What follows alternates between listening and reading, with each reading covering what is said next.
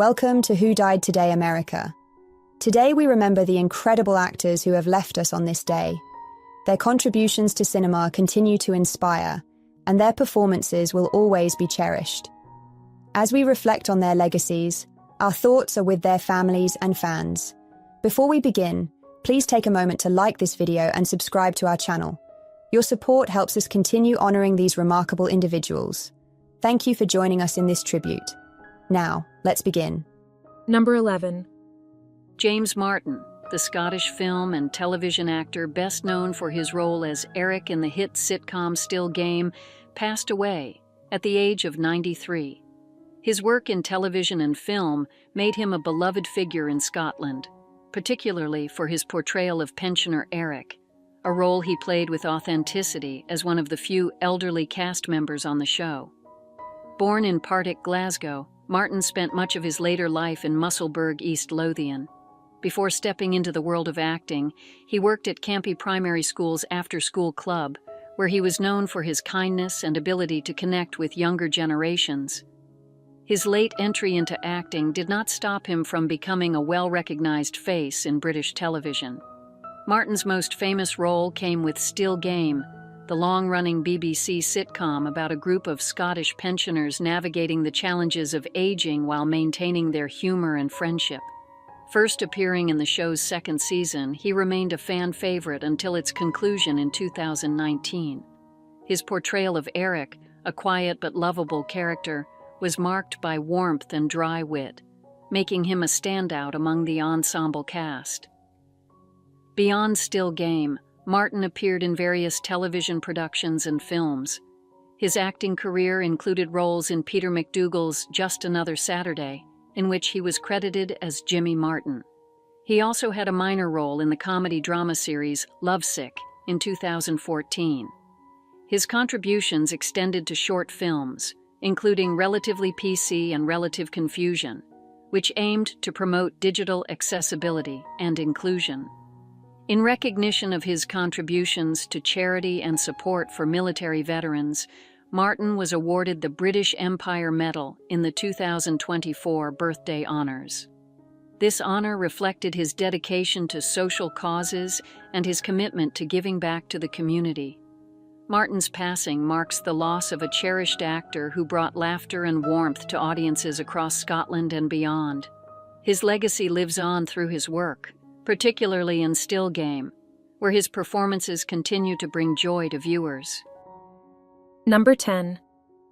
Souleymane Cissé, a pioneer of African cinema known for his humanistic and politically engaged films, has passed away at 84. His daughter, Marian Turski, confirmed his death, highlighting his lifelong dedication to cinema, art, and his country. The cause was not specified. Born in Bamako, Mali, Cissé studied film in Moscow and became one of Africa's most influential directors. His films explored themes of tradition, modernity, and social change, often depicting individuals resisting oppression. His 1987 film, Yeelen, The Light, inspired by Malian folklore, won the jury prize at Cannes, making him the first Black African filmmaker to receive the honor.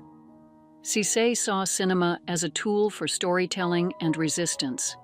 His 2014 film, Timbuktu, exposed the realities of fundamentalist violence in West Africa, earning widespread acclaim and 7 César Awards, including Best Director and Best Film. His earlier film, Finye, The Wind, tackled student protests against military dictatorship, winning the Carrosse d'Or at Cannes Directors Fortnight in 2023. A 2-time winner of the top award at Burkina Faso's FESPACO, Africa's largest film festival, Cissé was set to preside over its 29th jury before his passing. Tributes poured in globally. Mali's Minister of Culture, Mahmoud Daffé, called him a monument of African cinema, while Film at Lincoln Center praised his role in bringing African cinema to the world stage. Cissé's work remains a source of inspiration, offering authentic African narratives while challenging political and social norms. His artistic legacy endures, proving cinema's power as a force for cultural expression and change. Number 9. Marian Turski, a Holocaust survivor, historian, and journalist, passed away at 98. His life was a testament to resilience, remembrance, and the fight against indifference. Born in 1926 as Moshe Turbowicz in Lodz, Poland, Turski was a teenager when the Nazis occupied his homeland. He and his family endured years of starvation and forced labor in the Lodz ghetto before being deported to Auschwitz-Birkenau in 1944. His father and brother perished in the gas chambers, and his mother was sent to Bergen-Belsen. In January 1945, as Soviet forces advanced, Turski survived brutal death marches to Buchenwald and Theresen, where he was liberated in a near-fatal state. The trauma left him with what he called amnesia, a blurred recollection of horrors he could never truly forget. After the war, he returned to Poland, earning a history degree from the University of Wrocław. He became a leading journalist, serving as history editor at Polityka magazine. A dedicated historian, he co-founded the Poland Museum of the History of Polish Jews and served as president of the International Auschwitz Committee. In 2020, on the 75th anniversary of Auschwitz's liberation, he delivered a powerful warning. Auschwitz did not fall from the sky.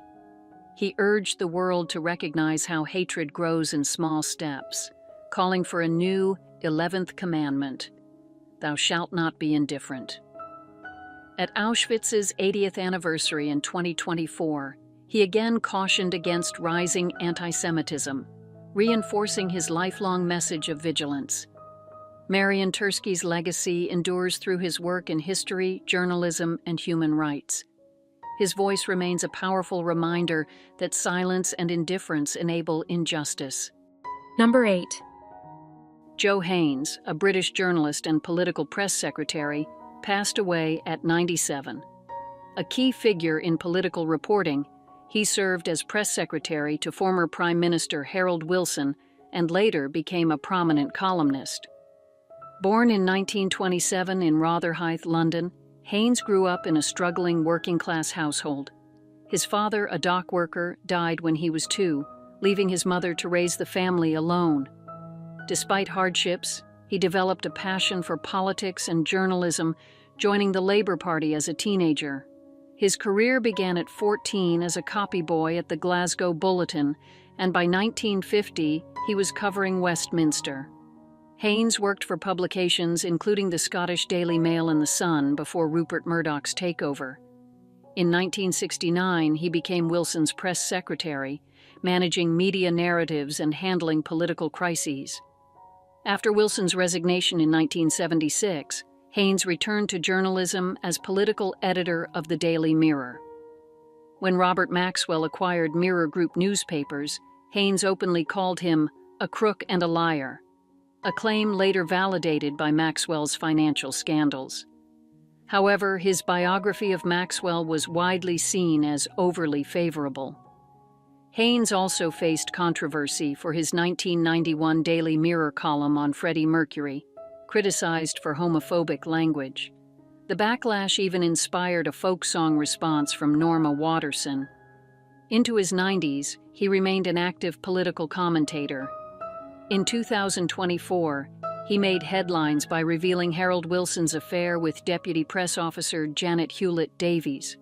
Haines passed away in Royal Tunbridge Wells, leaving a complex legacy, admired for his political acumen but often at the center of controversy. Number 7. Olga James, an American singer and actress best known for her role in Carmen Jones, passed away at 95 in Los Angeles due to complications from a fall. Her career spanned film, theater, and television, and she was deeply connected to jazz and folk music through her marriages to Julian Cannonball Adderley and Len Chandler. Born on February 16, 1929, in Washington, D.C., James grew up in a musically gifted family. Her father was a saxophonist, and her mother was a dancer on the Chitlin circuit. After her parents separated, she lived with her grandparents before attending Juilliard, where she studied opera but gravitated toward jazz and art songs. James's career began in 1952 with Four Saints in 3 acts at a Paris festival. She later joined Smart Affairs, a traveling revue, which led to her breakthrough as Cindy Lou in Carmen Jones, 1954. Her delicate yet expressive performance won critical praise. She continued performing in nightclubs and made her television debut during a Harlem Globetrotters game in 1955. Managed by Globetrotters owner Abe Saperstein, she was often compared to Leslie Caron. In 1956, she starred on Broadway in Mr. Wonderful alongside Sammy Davis Jr. In 1962, James married saxophonist Cannonball Adderley, remaining together until his death in 1975. She later wed folk musician Len Chandler, sharing a love of music and activism until his passing in 2023. Between 1969 and 1971, she had a recurring role on The Bill Cosby Show and contributed voiceover work to C-Lab 2020, 1972. Olga James leaves behind a legacy of pioneering performances and deep ties to American music and culture. Number 6. Jean Saros, a French actor, composer, and singer best known as a member of the legendary band Les Charlots, passed away at 79. His contributions to French music and comedy left a lasting mark, particularly in the 1970s, when Les Charlots became a household name. Born in Puteaux, France, Saros began his career as a bass player, performing with artists like Ronnie Bird and Dick Rivers. He later joined Les Problèmes, which evolved into Les Charlots, a group that blended humor and rock music, setting them apart in the French entertainment scene. Les Charlots' success extended beyond music, as they starred in a series of comedic films that became some of the biggest hits of 1970s French cinema. Their slapstick humor, playful antics, and catchy songs resonated widely, making them icons of the era. Saros was a key figure in their success, contributing both musically and as an actor. Films like Les Bidas, En Folie, and Le Grand Bazar became cult classics, drawing millions of viewers. As Les Charlots' popularity declined in the 1980s, Saros remained active in entertainment, though he never recaptured the group's peak success. However, his influence endured, and he remained cherished by fans of French music and cinema. Saros' passing marks the end of an era for those who grew up with the humor and energy of Les Charlots. His fusion of music and comedy remains a defining influence in French entertainment, and his legacy continues to bring joy to generations who appreciated his work. Number 5. Julian Holloway, the British actor known for his roles in the Carry On films and extensive voice acting career, passed away at 80 from a lung infection in Bournemouth, Dorset. His work in television, film, and animation made him a familiar presence across generations. Born on June 24, 1944, in Watlington, Oxfordshire, Holloway was the son of comedian Stanley Holloway and actress Violet Lane. Educated at Ludgrove and Harrow School, he later trained at RADA, graduating in 1963.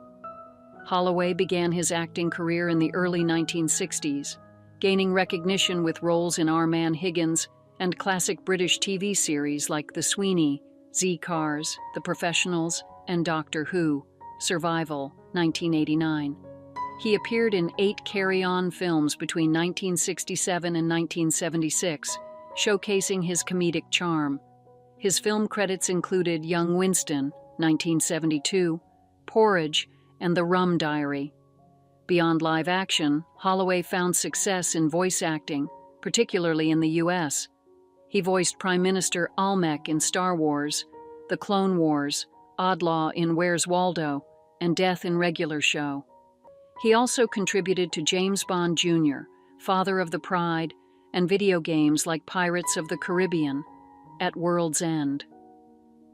In his personal life, he was married to actress Zena Walker before their divorce. His relationship with Tessa Dahl led to the birth of their daughter, author Sophie Dahl. He later married voice actress Debbie Wheeler in 1991, though they divorced in 1996. Julian Holloway's legacy spans comedy, drama, and voice work, ensuring his impact on entertainment remains enduring. Number 4. Yolanda Montes, the celebrated Mexican-American dancer, actress, and vedette known as Tongolele, passed away at 93. A star of Mexico's golden age of cinema, she was renowned for her hypnotic performances and contributions to the country's nightlife and film industry. Born Yolanda Yvonne Montes Farrington in Spokane, Washington in 1932, she trained with the International Ballet of San Francisco before specializing in Tahitian-style dance. In 1947, she moved to Mexico, where impresario Americo Mancini hired her as a dancer. Performing at the iconic Cabaret Tivoli, she quickly became a sensation. Her stage name, Tongolele, reflected African and Tahitian influences, matching her exotic, mesmerizing style. By the late 1940s and 1950s, she was Mexico's most celebrated vedette, earning the title Queen of Tahitian Dances. She made her film debut in Nocturne of Love, 1948, and starred as herself in Han Matado a Tongolele. She went on to appear in classics like El Rey del Barrio and Kill Me Because I'm Dying, cementing her status as a cultural icon. In the 1960s, she returned to film, starring in horror movies such as The Panther Women and Isle of the Snake People, alongside Boris Karloff. She also released an album, Tongolele Sings for You, and remained active in television, appearing in telenovelas like La Pasión de Isabela and Salomé. Married to Cuban musician Joaquín González from 1956 until his passing in 1996, she was the mother of twin sons.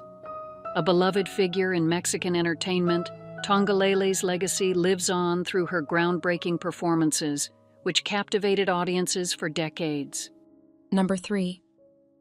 Jeffrey Duell, an American film and television actor best known for his role as Billy the Kid in Chisholm, 1970, and as Dave Campbell on The Young and the Restless, passed away at the age of 81 due to complications from COPD. Born on January 17, 1943 in Lockport, New York, Duell pursued a career in acting that spanned several decades. He gained widespread recognition for his portrayal of Billy the Kid in Chisholm, a Western film starring John Wayne. His performance in the movie remains a notable part of his legacy, showcasing his ability to bring historical characters to life with authenticity and charm. In addition to his film work, Duell had a successful career in television. From 1973 to 1977, he played Dave Campbell in The Young and the Restless, one of America's most popular soap operas. He also appeared in numerous television series, including Barnaby Jones, The Mod Squad, Ironside, and The Name of the Game, in which he had the opportunity to act alongside his older brother, Pete Duell. Despite his success, Duell maintained a relatively private life in later years. He continued to make occasional television appearances and remained a respected figure among fans of classic Western films and vintage television dramas. Duell passed away in Largo, Florida, after battling complications from chronic obstructive pulmonary disease. His contributions to film and television, particularly in the Western and soap opera genres, left a lasting impact on audiences. Number 2. Anita Bryant, an American singer and conservative activist, passed away at the age of 84 from cancer. She was known for her musical success in the 1960s and later gained national attention for her opposition to gay rights. Born in Barnsdall, Oklahoma in 1940, Bryant began singing at a young age. She won the title of Miss Oklahoma in 1958 and became a finalist in the Miss America pageant. Her music career flourished in the early 1960s, with hits like Paper Roses and In My Little Corner of the World, both of which sold over 1 million copies. She also became a well-known commercial spokesperson for the Florida Citrus Commission, promoting orange juice with the slogan, "A day without orange juice is like a day without sunshine." In 1977, Bryant launched the Save Our Children campaign, a movement aimed at repealing an anti-discrimination ordinance in Miami-Dade County. Her opposition to LGBT+ rights led to nationwide boycotts of Florida orange juice and a significant backlash from activists and public figures. Though her campaign initially succeeded, her stance damaged her career, and she was eventually dropped as the face of Florida citrus. Following her activism, Bryant faced financial difficulties, filing for bankruptcy multiple times. Her outspoken views led to her being blacklisted in entertainment circles. In later years, she shifted her focus to religious ministry and attempted to revive her singing career. Despite the controversy surrounding her activism, Bryant remained a figure of cultural significance. She continued to defend her views, while also expressing some regrets over how her life was shaped by her political involvement. She spent her final years in Oklahoma, where she passed away, leaving behind a legacy marked by both musical success and political controversy. Number 1. Angus MacInnes, a Canadian actor known for his memorable roles in Star Wars and Strange Brew, passed away at the age of 77. Born in Canada, MacInnes gained worldwide recognition for playing John Dutch Vander, also known as Gold Leader, in Star Wars: A New Hope, 1977. His character, a rebel pilot, played a key role in the Battle of Yavin, making him a fan favorite in the Star Wars universe. He later reprised the role through archival footage in Rogue One, a Star Wars story, 2016. Beyond Star Wars, MacInnes had a diverse acting career spanning film and television. In the 1983 cult comedy Strange Brew, he portrayed Jean Rosie LaRose, a former hockey player.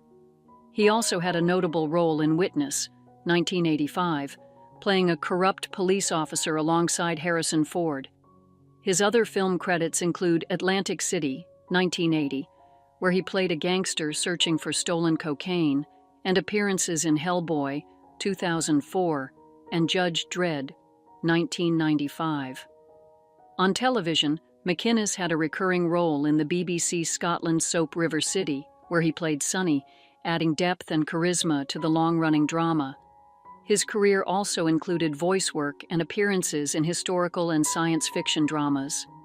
MacInnes remained an active presence in the entertainment industry for decades, leaving behind a legacy of strong character performances.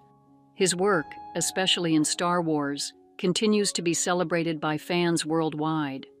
Breaking news of the day. News 1. Jenna Fischer, best known for her role as Pam Beesly on The Office, recently revealed her breast cancer diagnosis, opening up about her journey with honesty and resilience. The 50-year-old actress announced in October that she was diagnosed with stage 1 triple-positive breast cancer in December 2023. While the news was difficult, Fischer emphasized the importance of early detection. "Luckily, my cancer was caught early, and it hadn't spread to my lymph nodes or throughout the rest of my body," she shared. However, because of the aggressive nature of triple-positive breast cancer, it still required chemotherapy and radiation to be sure it didn't return. Despite the challenges, Fischer remains optimistic. She expressed gratitude for her medical team and the support of her family and friends. Known for her warm and relatable personality, Fischer has chosen to be transparent about her journey, hoping to raise awareness and encourage others to prioritize their health. She reassured fans that she is currently following treatment and feeling great. As she continues her recovery, Fischer remains focused on staying positive and spreading awareness, reminding others of the importance of early detection and proactive health care. News 2. Former NFL punter Chris Kluwe was arrested during a Huntington Beach City Council meeting after approaching the dais in protest. Kluwe, 43, has been outspoken on social issues and attended the meeting to challenge a proposed plaque outside the Central Library featuring a MAGA-themed acrostic. Before his arrest, Kluwe declared, "I will now engage in the time-honored American tradition of peaceful civil disobedience." As he moved toward the council members, officers intervened, subdued him, and carried him out of the chambers. He did not resist, going limp and placing his hands behind his back. "I made sure I warned the officers I was going to the ground," Kluwe later told the Daily Pilot. "Then I told them, I'm going to stay limp. You guys got to carry me out of here."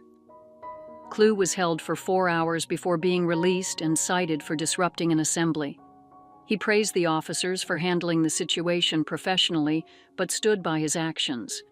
"I want our elected officials to engage in civil disobedience," he said. "What this administration is doing is leading us down a dark path." City Council member Gracie Vander Mark called his actions a grab for attention, while Kluwe argued that free speech and civic engagement are fundamental to democracy. The meeting continued with discussions on library initiatives and the appointment of a new city attorney.